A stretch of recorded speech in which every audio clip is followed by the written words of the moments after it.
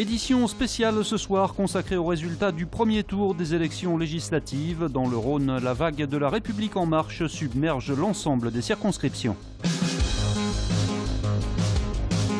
Par ici, ça vous fait droit devant vous.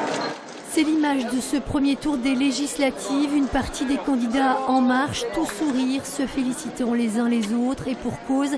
Avec près de 40% des voix récoltées hier soir dans le Rhône, la vague a tout emporté sur son passage. Les marcheurs réussissent même le tour de force de se qualifier dans l'ensemble des 14 circonscriptions. Si certaines qualifications étaient prévisibles, notamment celle de Jean-Louis Touraine ou encore celle d'Hubert Julien Laferrière, on a eu aussi quelques surprises et notamment le score de Blandine Brocard dans la 5e circonscription.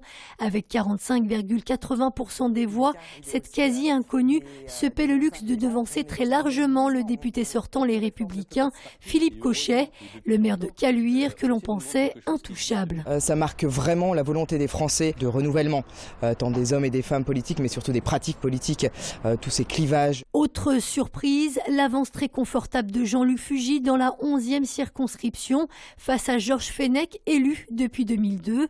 Des résultats qui confirment une tendance très nette, l'érosion des partis traditionnels, à commencer par le Parti socialiste. Dans cette 11e circonscription, Jules Joissard n'arrive qu'en 6e position avec 3,31% des voix. On s'attendait à ce que cette élection soit très dure. Les chiffres nationaux laissent entendre qu'on sera autour de 10%. Quand on s'attaque à une élection comme celle-ci, on espère l'emporter.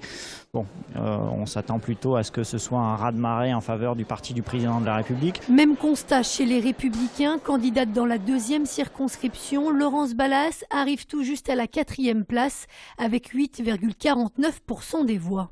C'est un résultat national, on voit qu'il y a cette vague d'En Marche qui était prédit par tous et qui est arrivée. Donc c'est pas non plus une surprise énorme. Et puis je vois que c'est le cas, tous mes camarades LR sont également en difficulté dans leur circonscription. Face à ces 14 marcheurs, il faudra compter dimanche soir sur 9 candidats Les Républicains, 2 de la France Insoumise, une socialiste, une d'Hiver Gauche et également un candidat du Front National.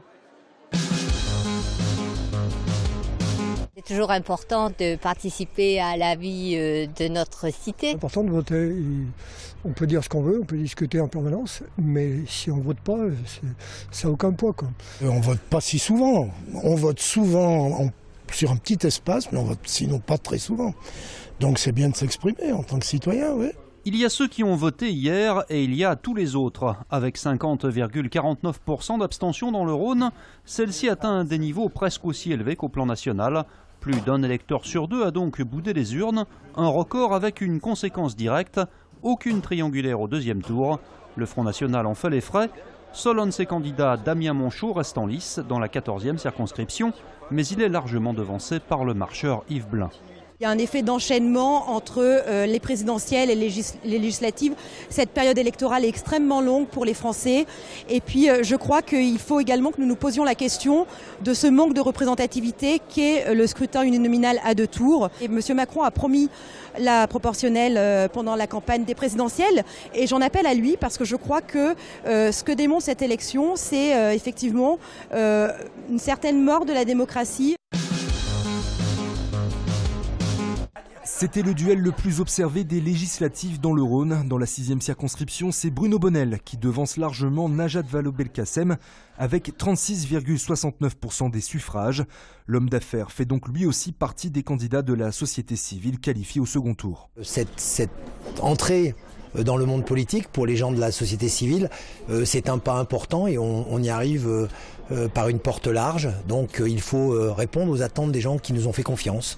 Donc je crois que tout ce que je peux vous dire, c'est un mélange de fierté et puis aussi d'émotion sincère. On va chercher à convaincre ceux qui ne nous ont pas fait confiance au premier tour de venir avec nous au premier tour pour que véritablement ça soit Villeurbanne qui aille à l'Assemblée nationale. Du côté du Parti socialiste, l'heure n'était pas à la fête. La candidate Najat Vallaud-Belkacem n'a d'ailleurs fait qu'une brève déclaration sur les marges de sa permanence. La démocratie a toujours besoin de contre-pouvoir, vous le savez bien, car quiconque a tout le pouvoir est tenté d'en abuser. Et c'est la raison pour laquelle ce soir, j'appelle très simplement toutes les formations politiques de gauche qui ne se sont pas qualifiées au second tour dans cette circonscription à faire bloc autour de ma candidature. Parce que rien n'est joué dans cette élection et je l'emporterai. Merci. Les militants socialistes villeurbanais, eux, accusent le coup. Je m'attendais à plus pour elle, oui, en effet. Elle est en difficulté, hein, je pense qu'elle est en difficulté. Bon. Ça va se recomposer. Je pense que la gauche a besoin de réfléchir à ses vraies valeurs pour se regrouper.